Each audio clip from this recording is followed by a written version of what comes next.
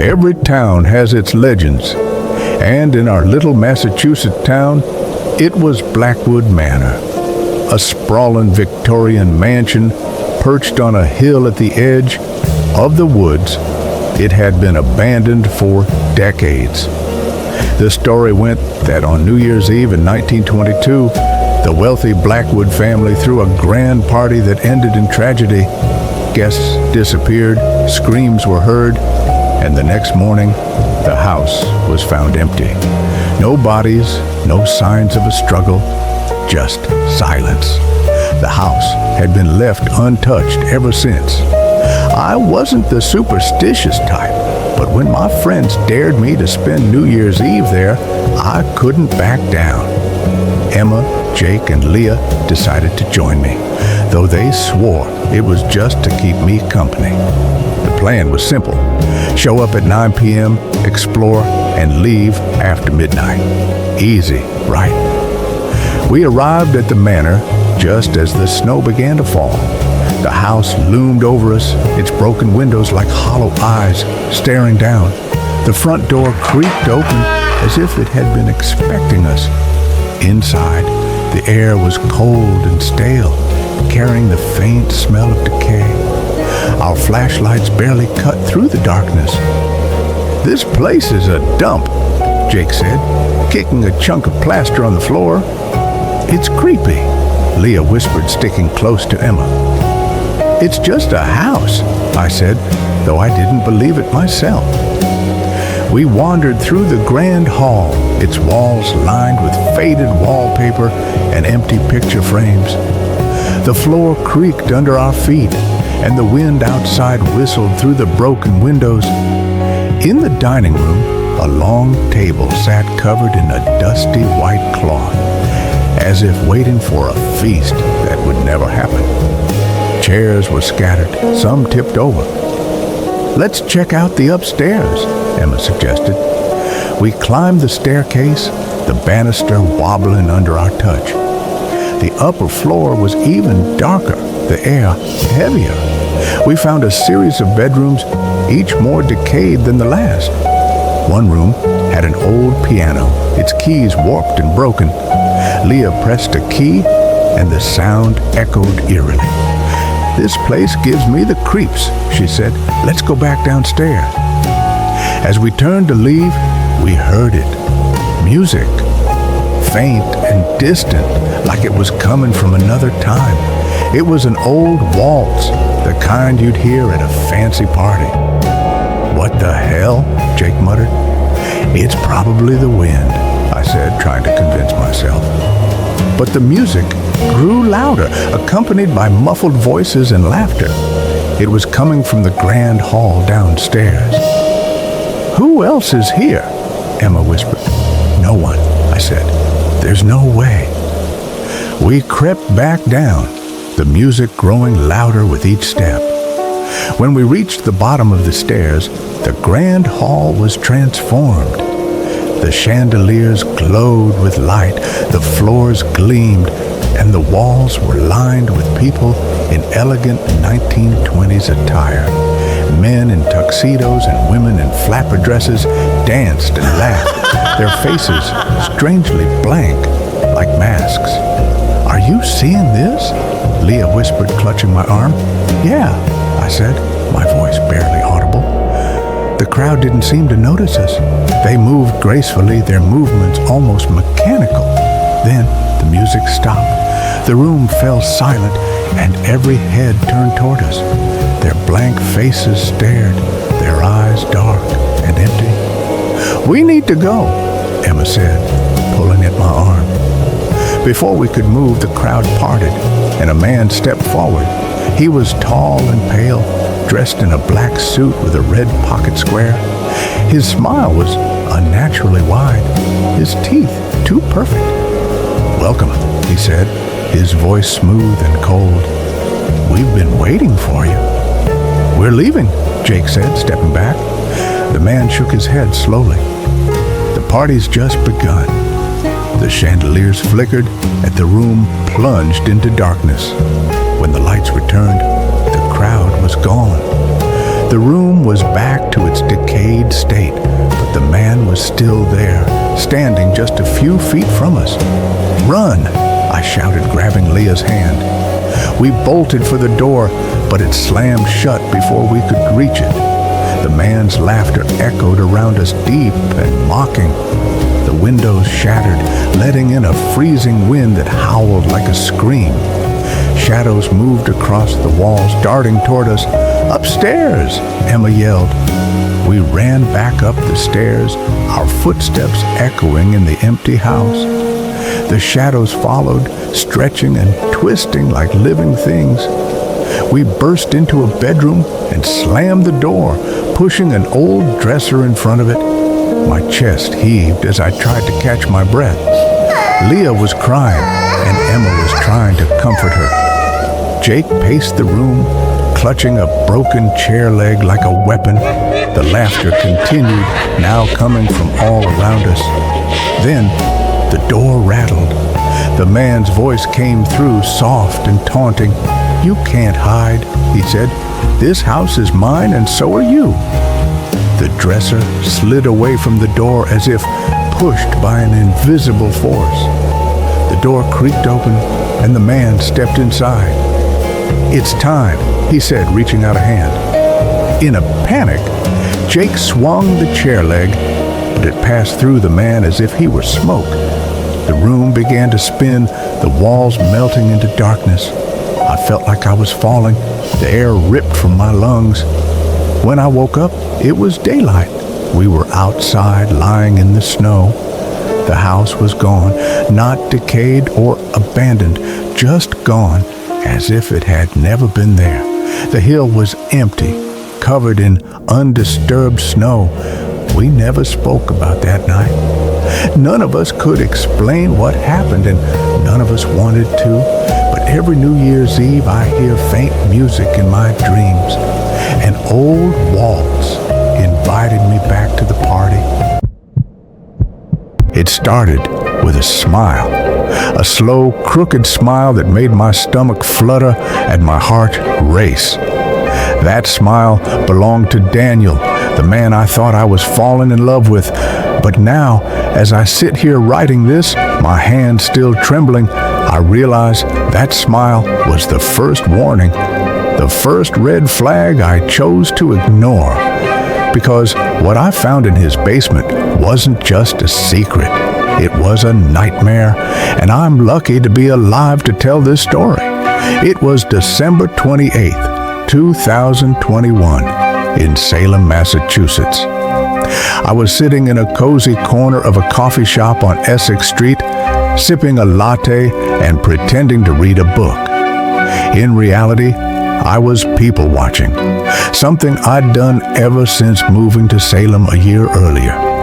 The town was quiet, the kind of place where nothing ever happened until it did. That's when I saw him. He was tall, with dark hair that fell just above his piercing green eyes. He was reading a worn copy of The Shining by Stephen King, and I couldn't help but comment. "That book gave me nightmares for weeks," I said, trying to sound casual. He looked up, and that's when he smiled. That damn smile. "Sometimes," he said, his voice low and smooth, "the best stories are the ones that scare you." We talked for hours that day. His name was Daniel, and he was everything I thought I wanted. Charming, intelligent, and just mysterious enough to keep me intrigued. When he asked for my number, I didn't hesitate. Looking back, I should have run the other way. But I didn't. And that's how I ended up in his basement, staring at something I still can't fully explain. Daniel lived in an old Victorian house on the outskirts of Salem, surrounded by dense woods. The first time I visited, I remember feeling a strange unease as I stepped inside. The air was heavy, like the house itself was holding its breath. But Daniel was so warm and welcoming that I brushed it off as my imagination running wild. The house was beautiful in a haunting kind of way. High ceilings, creaky wooden floors, and walls lined with old photographs and paintings. But there was something off about it, something I couldn't quite put my finger on. Maybe it was the way the shadows seemed to move when I wasn't looking, or the way the air always felt a few degrees colder than it should. Things were good at first. We'd go on dates, watch horror movies, and talk for hours about everything and nothing. But there was always this distance, like there was a part of him he kept locked away. I told myself it was just his personality, that he was a private person. But then, one night, everything changed. It was January 15th, a Saturday. Daniel had gone out to run some errands, leaving me alone at his house. I was curled up on the couch with a book when I heard it, a faint, rhythmic tapping coming from somewhere below me. At first, I thought it was the pipes, but the sound was too deliberate, too human. I followed the noise to a door I'd never noticed before, tucked away in a shadowy corner of the kitchen. It was slightly ajar, and a cold draft seeped through the crack. My heart pounded as I pushed the door open, revealing a narrow staircase leading down into darkness. The tapping stopped. I called out Daniel's name, my voice trembling. No response. I hesitated, but curiosity, or maybe something darker, pulled me forward. I grabbed my phone and turned on the flashlight, illuminating the steps as I descended. The basement was unlike anything I could have imagined. The walls were lined with shelves filled with jars of things I couldn't quite identify, but that made my stomach churn. There were old photographs pinned to the walls, their edges curled and yellowed, and in the center of the room was a large rusted metal table stained with something dark. But the worst part was the sound, a low, guttural moan that seemed to come from everywhere and nowhere at once. I turned my flashlight toward the source and froze. There, in the far corner of the room, was a figure. It was hunched over, its limbs twisted at unnatural angles. As I stepped closer, the figure turned to face me, and I realized with a jolt of terror that it wasn't human, not entirely. Its eyes were hollow, its skin pale and cracked like old porcelain, and it was smiling. I stumbled backward, my phone slipping from my hand and clattering to the floor. The light flickered, casting eerie shadows on the walls as I scrambled up the stairs. I didn't stop running until I was outside, gasping for breath in the cold night air. Daniel found me sitting in my car, shaking and crying. He looked different. The warmth in his eyes was gone, replaced by something cold and calculating. "You weren't supposed to see that," he said, his voice eerily calm. I demanded answers, my voice breaking with fear and anger, and that's when he told me the truth. The house had been in his family for generations. His great-grandfather had been a doctor, or at least that's what people called him. In reality, he was a madman who conducted experiments on the living and the dead, trying to unlock the secrets of immortality. Daniel had inherited not only the house, but also his ancestors' work. "It's not what you think," he said, his tone almost pleading. "I'm trying to fix what he started, to undo the damage." But I didn't believe him. How could I? I'd seen the thing in the basement. I'd seen the jars, the photographs, the table, and I knew deep down that Daniel was just as twisted as his great-grandfather. I don't remember much about the drive home. My mind was a blur of fear and disbelief. I blocked Daniel's number, changed my locks, and told myself I'd never see him again. But he found me. It was a week later, on January 22nd. I was alone in my apartment, trying to convince myself I was safe, when I heard a knock at the door. My blood ran cold as I peered through the peephole and saw Daniel standing there, his expression unreadable. "Anna," he said, his voice muffled through the door, "we need to talk." I didn't answer. I couldn't.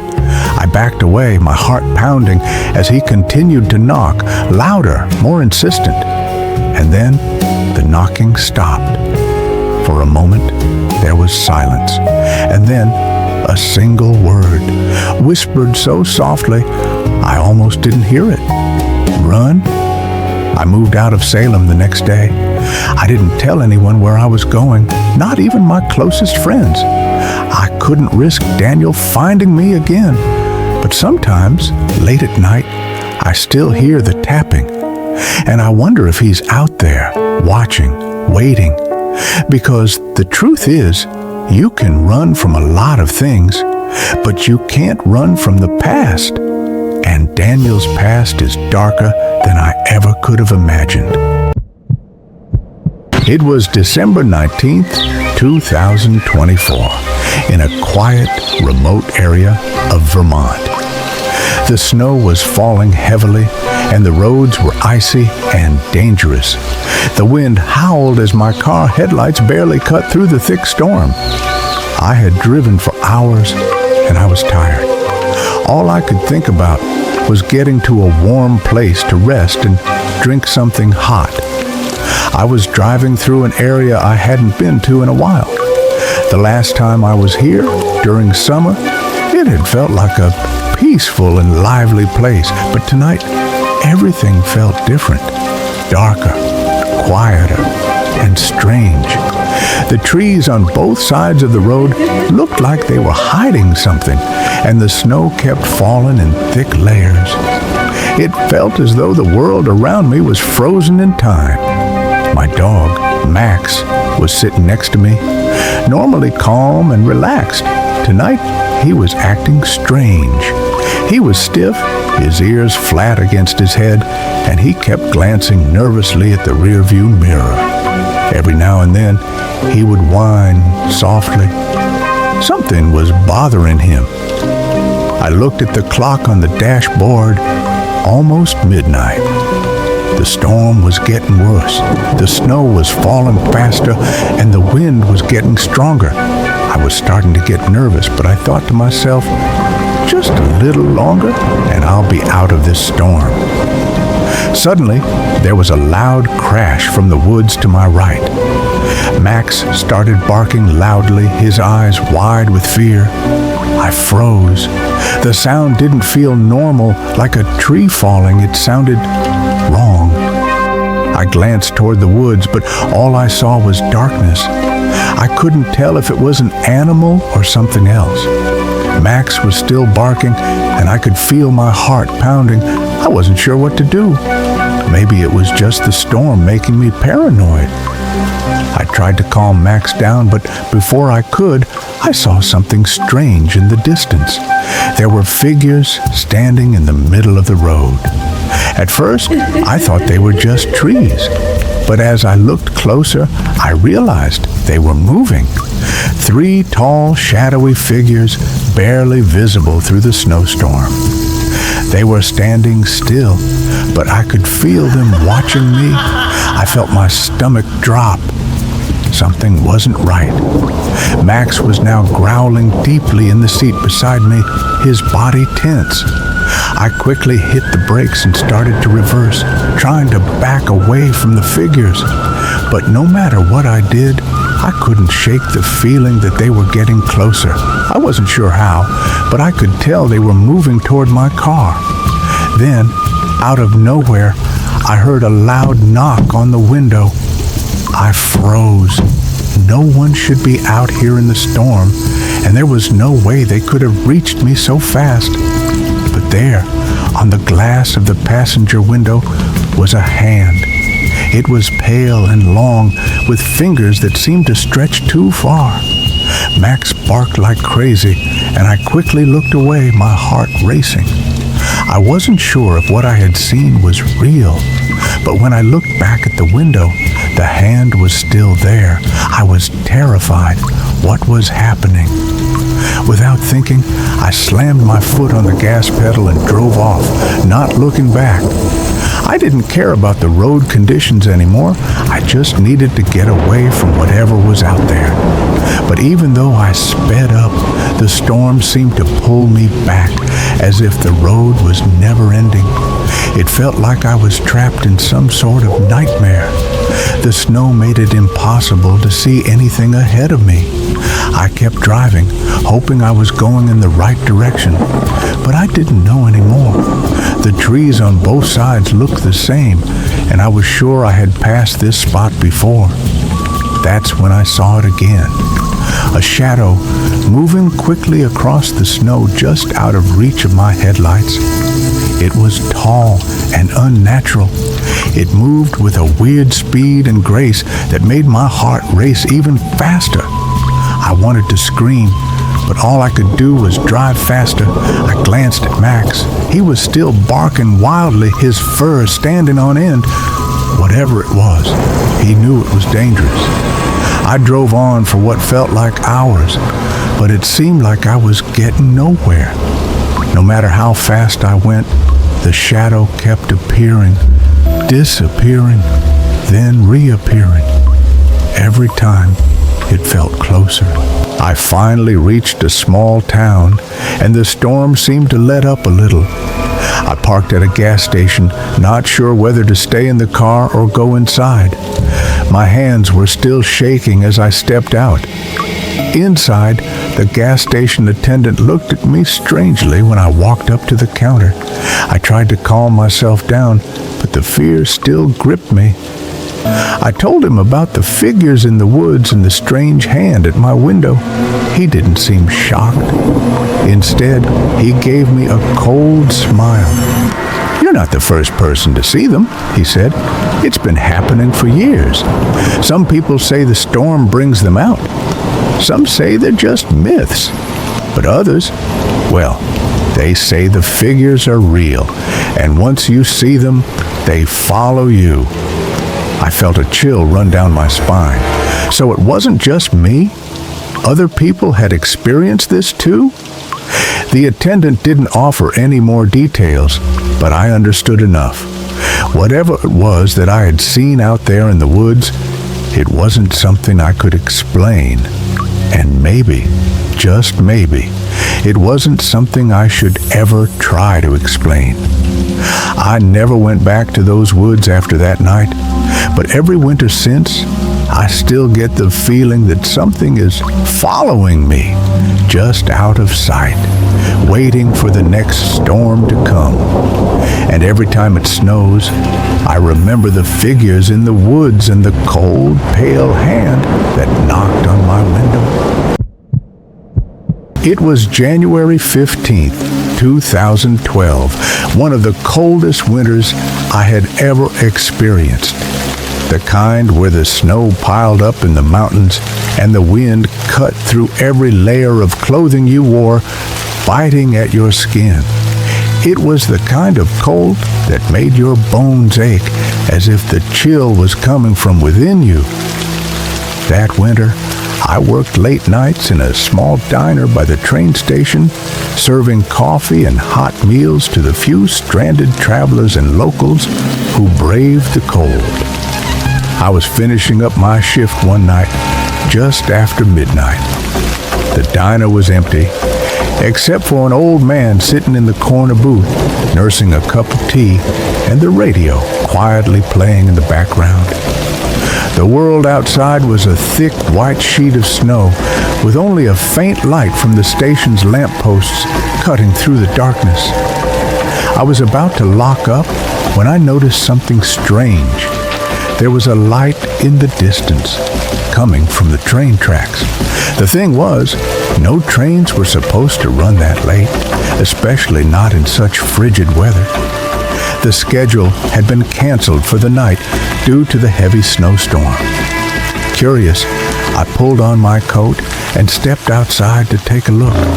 The wind bit at my face as I made my way toward the tracks. The light grew brighter, and as I got closer, I saw it. a train slowly moving down the tracks. It wasn't like any train I had ever seen. The engine was dark, and the cars behind it appeared old, the kind you'd expect from a time long past. They were covered in snow, their surfaces battered and scarred by years of wear, and the train was moving without any sound, no rumble of wheels, no whistle, nothing. Just the eerie glow from its lights cutting through the night. I stopped dead in my tracks, confusion washing over me. I had lived in Harpersville all my life, and I knew every inch of these tracks. This train wasn't supposed to be here. Without thinking, I started walking toward it, my curiosity overpowering the sense of unease creeping up my spine. As I neared the train, I noticed something even stranger. The windows were covered in frost, yet there was no condensation, no sign of warmth inside. And the train didn't stop, not even as I got close. It kept moving at a slow, deliberate pace, as if it were waiting for something. I reached out, my hand trembling slightly, and touched one of the train cars. It was cold, colder than the air around me, but it didn't feel like the snow or the night's chill. It was almost unnatural. I stepped back, suddenly feeling a heavy sense of dread settling in my chest. Before I could turn to leave, the door to one of the cars creaked open. I froze, staring at the silhouette in the doorway. A figure stepped out, tall, hunched over, its face hidden in shadow. For a moment, I thought I might be imagining it. But then the figure stepped closer, and I could hear the faint sound of breathing, raspy, like someone who hadn't taken a proper breath in years. "Do you need help?" I called out, my voice shaking despite myself. The figure didn't respond, but it took another step toward me, moving unnaturally slowly, like it was dragging its feet across the snow. The train was still moving, but its motion felt off, as if it were gliding, not running. My heart pounded in my chest as I instinctively took a step back. The figure reached into its coat, pulling something from its pocket, a ticket. But it wasn't any regular ticket. It looked old, yellowed with age, with markings I couldn't make out. It extended the ticket toward me, and for a moment, I was rooted to the spot, unable to move. "Get on," the figure rasped, its voice sounding like nails on a chalkboard. "The journey is ready." I couldn't breathe. My mind raced with 1,000 questions. What was this train? Who was this person? Where was it even headed? "Get on," the figure repeated, its eyes glowing faintly in the dark, a piercing, unnatural light that sent a chill through my body. "It's time to board."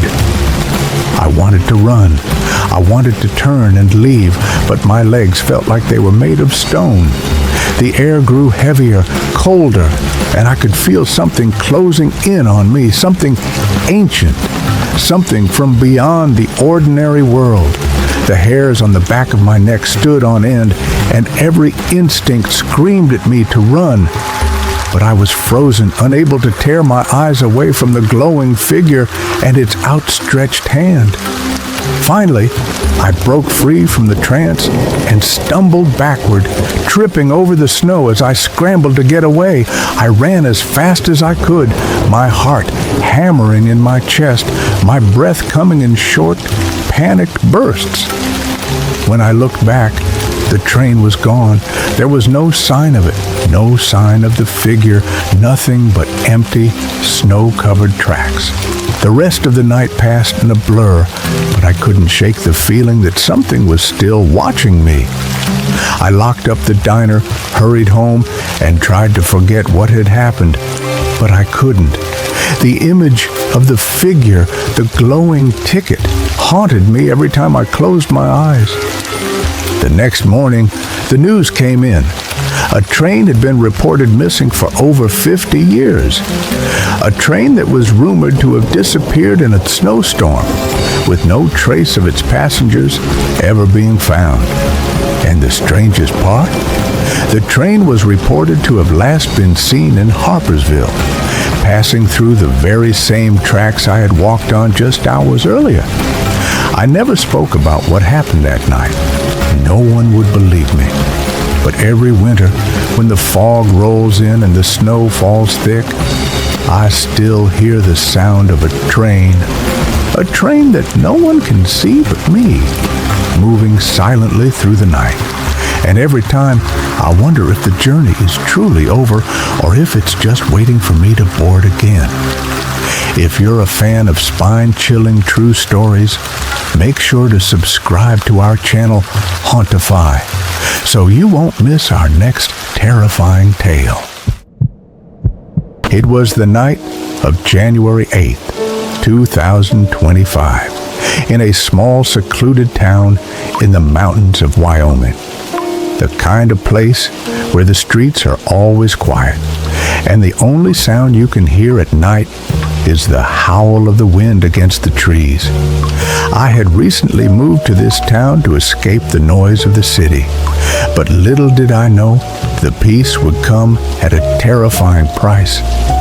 That night, a fierce snowstorm had hit, and the roads were covered with several inches of snow.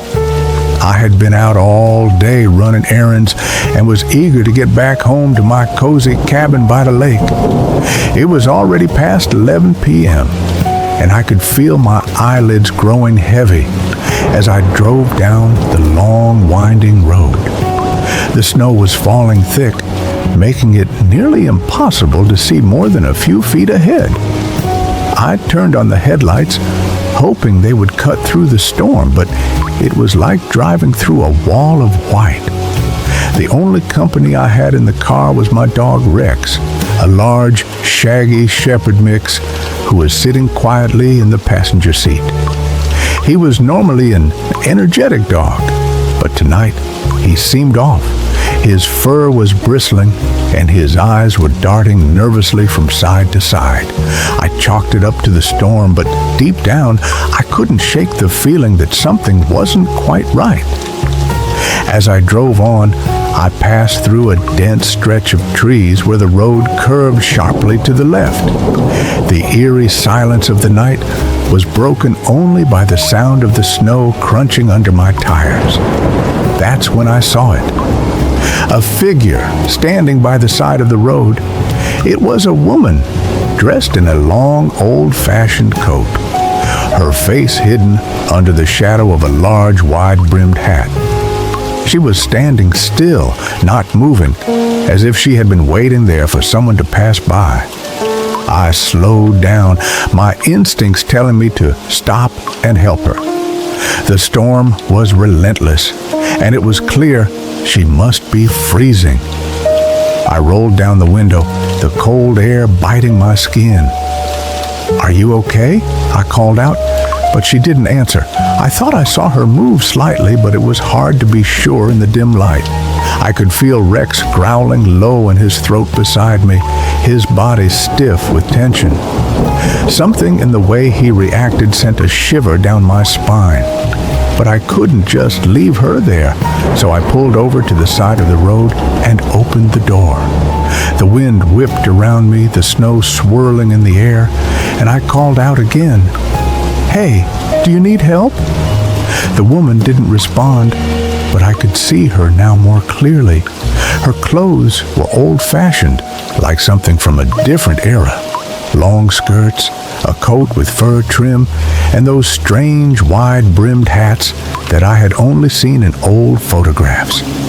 She was standing perfectly still, not moving an inch, her back to me.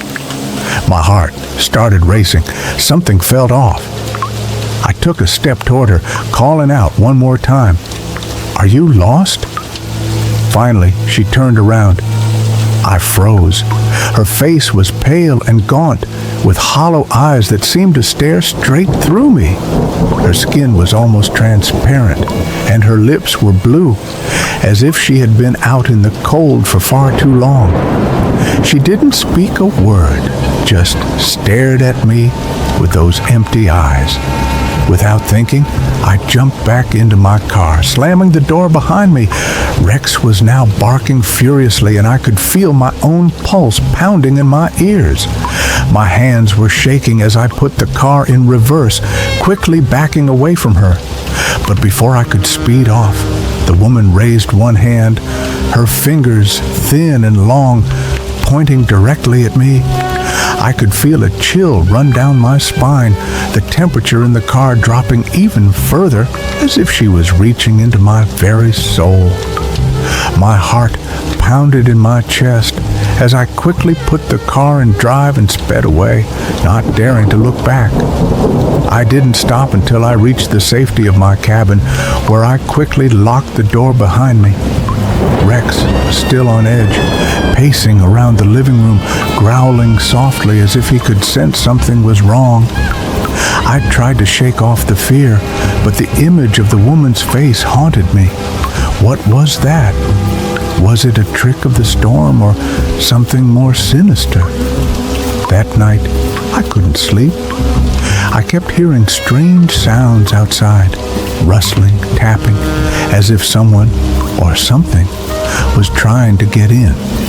I checked the locks on every window and door, but it didn't help.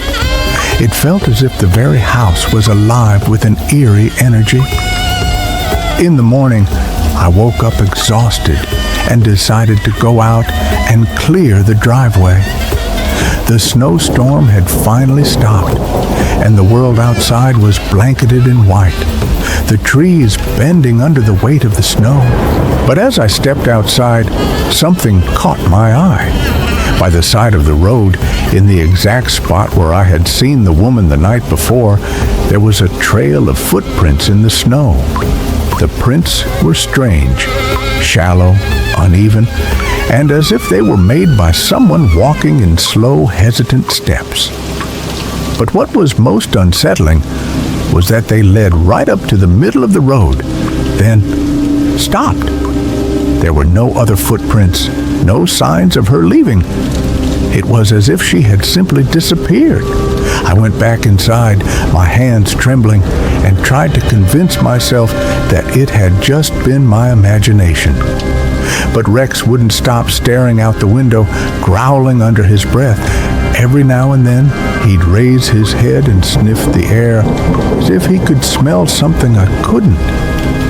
Days passed, and I tried to forget about the strange encounter, but I couldn't shake the feeling that I was being watched. Every time I went out, it felt as though eyes were following me from the shadows of the trees. Sometimes I'd hear soft footsteps behind me, but when I turned around, there was no one there. The cold, pale face of the woman lingered in my mind, and I couldn't escape it. One night, nearly a week after the incident, I was sitting by the fire when I heard a knock on the door. I froze. No one lived near me. It was late, and the snowstorm was still raging outside. Hesitantly, I went to the door, peering through the peephole. There was no one there. Confused and slightly panicked, I opened the door, and there, lying in the snow on my doorstep, was a single, wide-brimmed hat. I didn't go outside again that night, and I don't think I'll ever feel safe here again. Something dark, something ancient, follows me now. Something that no longer walks the earth, but haunts the land in the form of a ghostly woman in a snowstorm, her cold fingers waiting to point at anyone who dares to stop. To this day, I've never seen her again, but sometimes, on the coldest nights, I feel her presence watching me, waiting for the right moment to make herself known once more. It was January 15th, 2021. The winter storm had hit like a freight train, sweeping through the small town of Evergreen Ridge, nestled deep in the heart of the Adirondack Mountains. The air was thick with snow, and the world outside my window looked like a scene from a ghost story. Silent, cold, and haunting. I had just moved into a small cabin on the outskirts of town, hoping to escape the chaos of the city for some peace and solitude. But that night, peace was the last thing I would find. I had spent the day unpacking, cleaning, and settling into the cabin. By nightfall, the storm had grown so fierce that even the strongest trees outside my cabin bent under the weight of the snow. The wind howled against the windows, creating an eerie wailing sound, and the world outside was obscured by the thick white blanket of snow. I had just finished my dinner when I heard something unusual, a low thudding sound, as if something or someone was moving outside. At first, I tried to ignore it. Maybe it was just the storm playing tricks on me or the trees shifting in the wind. But as the sound grew louder, I felt a creeping unease coil in my stomach. It wasn't the wind, it was something else. Rex, my dog, who had been lying peacefully by the fire, suddenly sprang up, his fur standing on end. His ears were perked, and his eyes were fixed on the door. A low growl rumbled in his chest. Something was out there. I could feel it too. I slowly stood up, my heart pounding. I had to check. Maybe it was an animal, or worse, someone who had gotten lost in the storm. I grabbed a flashlight and made my way to the door, Rex at my heels, his growls now louder. I opened the door cautiously, stepping into the night. The snow was falling in thick, heavy flakes, and the air was bitterly cold. I could barely see more than a few feet ahead, the storm blurring the landscape into an endless sea of white. But there was something there, a shadow moving in the distance, just outside the reach of my flashlight. "Hello?" I called out, my voice trembling in the cold. The shadow didn't answer. It just moved slowly, deliberately across the snowy expanse. My breath caught in my throat. I could feel Rex's body shaking beside me, his growls now turning into sharp barks. I stepped forward, my heart racing. The shadow didn't seem to notice me. It just kept moving, its form growing clearer as I approached. It was tall, far taller than any person, and its movements were unnatural. Too smooth, too fluid, like a figure that didn't belong to the real world. It was dark, almost like a silhouette, but with jagged edges as if it was made of smoke and shadows. "Who's there?" I called out again, my voice shaky but louder this time. The figure stopped. Then, to my horror, it slowly turned to face me. I froze, my blood turning to ice. Its face, or what should have been a face, was featureless. Just a dark, empty void where eyes should have been. The darkness seemed to suck in all the light around it, like it was a living black hole. Its body was tall and thin, too thin to be human, with limbs that stretched unnaturally long. Rex barked furiously, but the shadow didn't flinch. It just stood there, unmoving, as if waiting for something. My body was frozen in place, my mind struggling to comprehend what I was seeing. I could hear nothing but the sound of the wind and my own heartbeat thudding in my ears. Suddenly, the shadow began to move again, but this time it was coming toward me. I turned to run, panic flooding my veins. But as I moved, I felt something cold and heavy brush against the back of my neck. A whisper, barely audible, drifted through the air, chilling me to the core. "Leave, now." The words were not spoken in a human voice. They sounded more like a hiss, like something ancient and malevolent was speaking directly into my mind. I didn't stop to think. I ran as fast as I could, my legs burning with the effort. Rex was right behind me, barking madly, his nails clicking against the wooden floor of the cabin. I slammed the door shut behind me and locked it, my hands trembling. The sound of my breathing was loud in the silence, but I couldn't shake the feeling that I wasn't alone. The shadow, it was still out there, waiting. I stood in the dark cabin, my eyes darting around, looking for anything that would explain what had just happened. But there was nothing. The house was still, and Rex had settled down, though he was still eyeing the door nervously. I tried to convince myself that it had been a hallucination, that the storm and isolation had gotten to me. But the look in Rex's eyes, the way he kept staring at the door, told me otherwise. Something was out there. That night, I couldn't sleep. Every creak of the house, every gust of wind outside made my heart race. I kept imagining that shadow lurking just beyond the walls, watching me, waiting for the right moment to strike. Around 3 a.m., I heard the knock. Soft at first, but growing louder with each passing second. Knock, knock, knock. I stood frozen in my bed, my breath caught in my throat. It was coming from the door, the same door I had locked just hours ago. The knocking continued, slow and methodical, like it was testing me, trying to see if I would open it. I reached for my phone, my fingers trembling. I didn't know what I was hoping for. Maybe that the world outside was still normal, or that I could call someone for help. But when I checked my phone, I found that there was no signal, no bars, nothing. The knocking grew louder, now accompanied by a scratching sound, as if something was trying to claw its way inside. I couldn't take it anymore. I grabbed Rex, holding him close as I waited for the inevitable. The shadow was out there.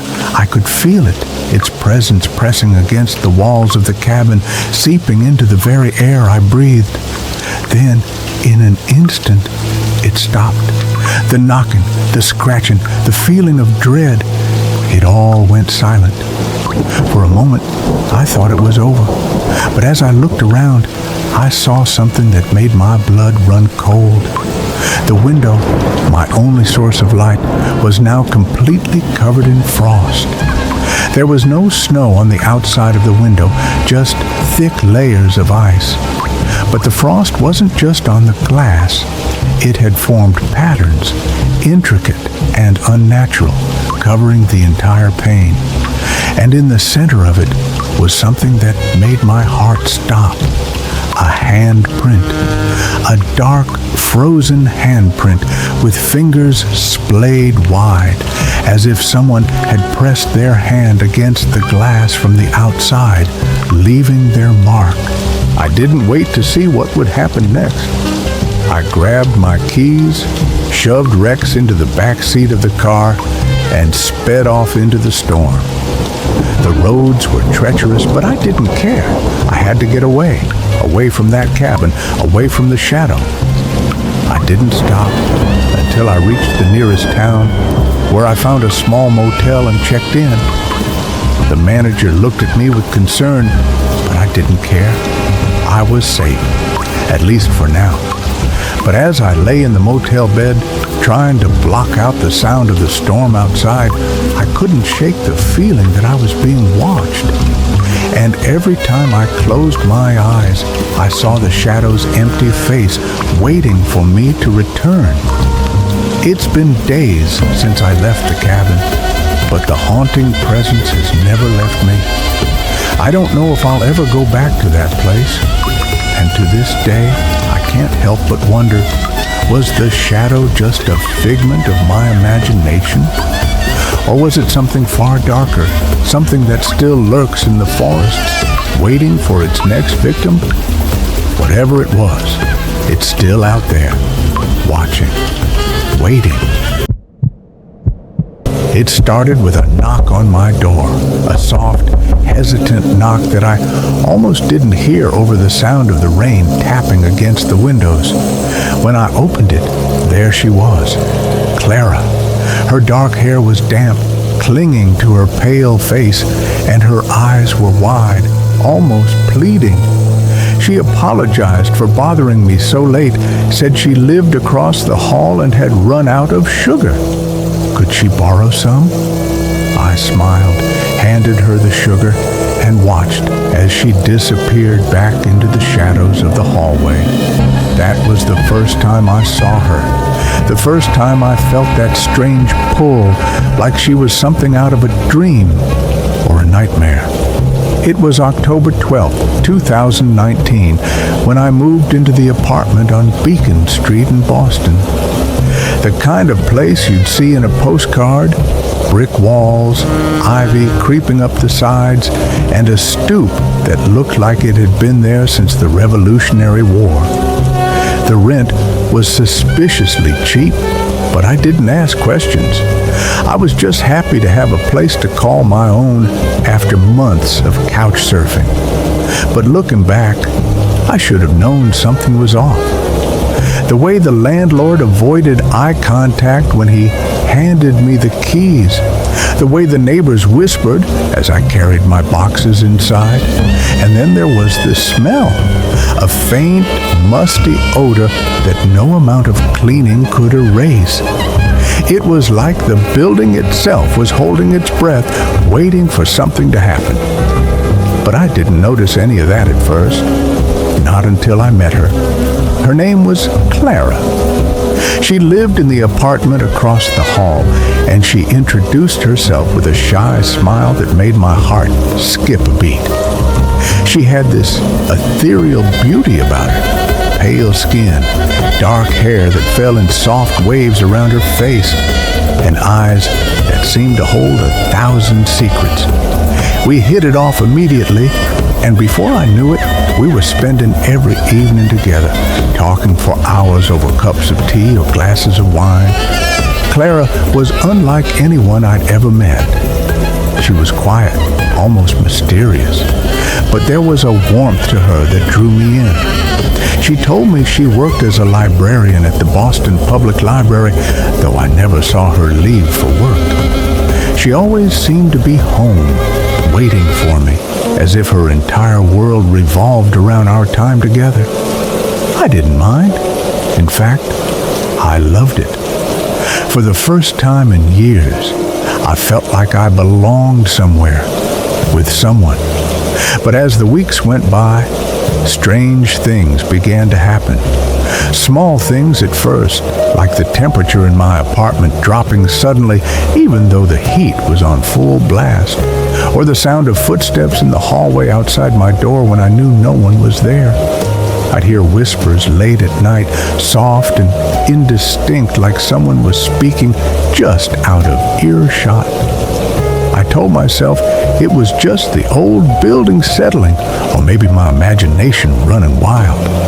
But deep down, I knew something wasn't right. Then there were the dreams. Vivid, unsettling dreams where I'd see Clara standing at the foot of my bed, her face pale and her eyes hollow.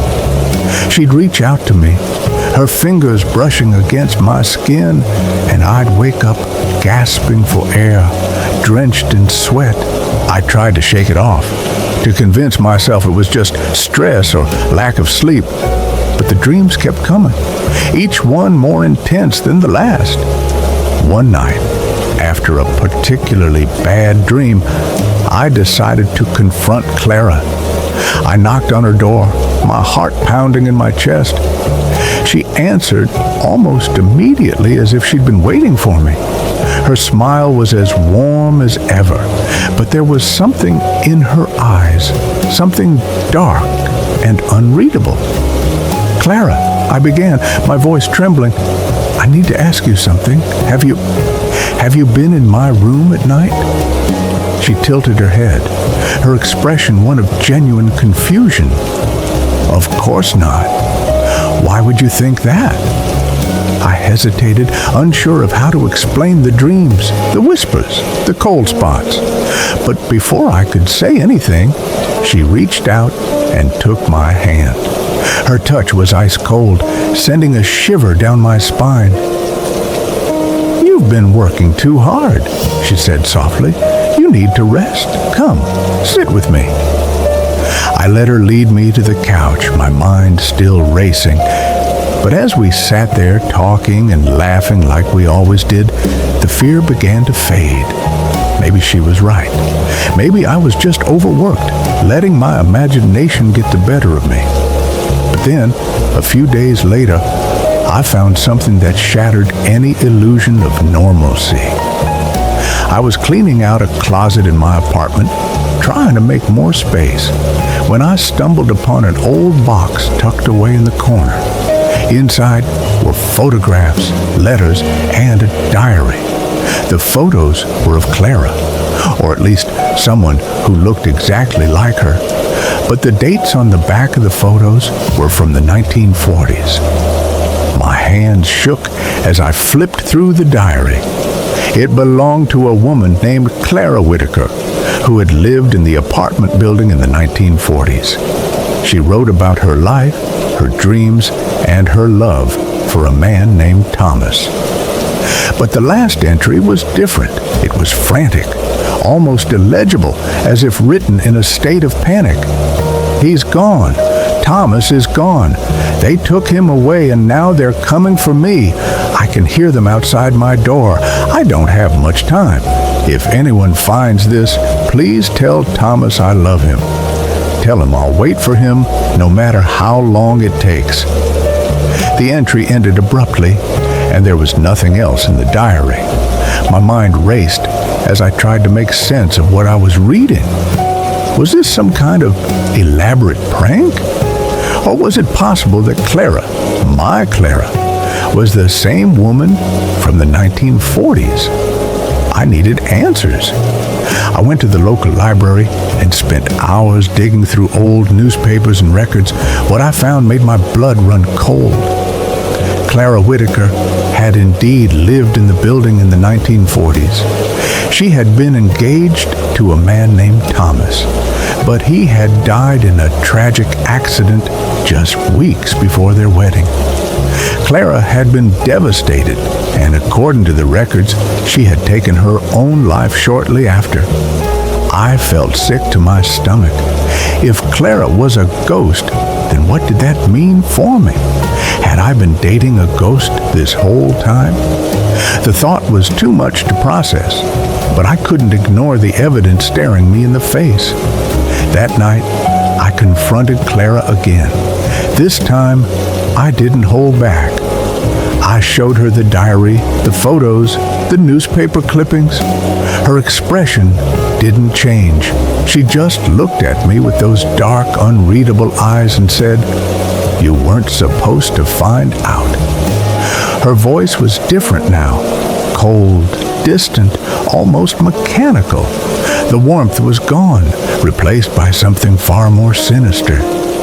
I took a step back, my heart pounding in my chest. "What are you?" I whispered. She smiled, but it wasn't the smile I had fallen in love with. It was twisted, almost predatory. "I'm Clara," she said. "I've always been Clara, and now you're mine." I turned and ran, slamming the door behind me. I didn't stop until I was outside, the cold night air biting at my skin. I didn't know what to do, where to go. All I knew was that I couldn't stay in that apartment any longer. I spent the next few days crashing at a friend's place, trying to make sense of what had happened. But no matter how hard I tried, I couldn't shake the feeling that Clara was still with me. I'd catch glimpses of her out of the corner of my eye and hear her voice whispering in my ear. It was like she had become a part of me, a shadow I couldn't escape.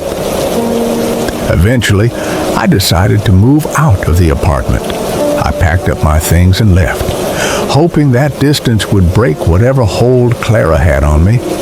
But as I drove away, I couldn't help but feel like I was leaving a part of myself behind. To this day, I still don't know what Clara was, or if she was even real. All I know is that I'll never forget her, or the chilling realization that I had been dating a ghost all along. And sometimes, late at night, I still hear her voice calling out to me, begging me to come back, but I never will. I thought I'd found the perfect boyfriend. He was charming, attentive, and always knew how to make me laugh. But there was one problem. He only came out at night, and by the time I realized what he really was, it was too late. This happened in Savannah, Georgia, in the summer of 2015. Savannah is known for its historic charm, cobblestone streets, and, unbeknownst to me at the time, its reputation as one of the most haunted cities in America. I just moved into a quaint apartment on Jones Street, a picturesque lane lined with moss-draped oak trees and antebellum homes. The apartment was old but charming, with high ceilings, creaky wooden floors, and a fireplace that hadn't been used in decades. I was 26 at the time, fresh out of a bad breakup and ready to start over. That's when I met Ethan. It was a warm June evening when I first saw him. I was sitting on the balcony sipping a glass of wine and watching the sunset when I noticed a man standing on the sidewalk below. He was tall, with dark hair and piercing blue eyes, dressed in a crisp white shirt and black slacks. He looked up at me and smiled, a slow, crooked smile that made my stomach flutter. "Hi," he called up to me. "I'm Ethan. I live next door." I waved back, feeling a little flustered. "I'm Amelia. Nice to meet you." We talked for a while, and I found myself drawn to his easy charm and quick wit. He told me he was a writer working on a novel set in Savannah's historic district. He seemed intelligent, kind, and genuinely interested in getting to know me. Over the next few weeks, Ethan and I grew closer. We'd meet for coffee at the Collins Quarter, take long walks through Forsyth Park, and spend hours talking about everything and nothing. He was the perfect gentleman, always opening doors, pulling out chairs, and making me feel like the most important person in the room. But there was something off about him. He only ever came out at night. Whenever I suggested meeting during the day, he'd make excuses. He had to work. He was busy. He wasn't feeling well. At first, I didn't think much of it. But as time went on, I couldn't shake the feeling that something wasn't right. The first red flag came one evening when I invited Ethan over for dinner. I'd spent hours cooking his favorite meal, shrimp and grits, and set the table with candles and flowers.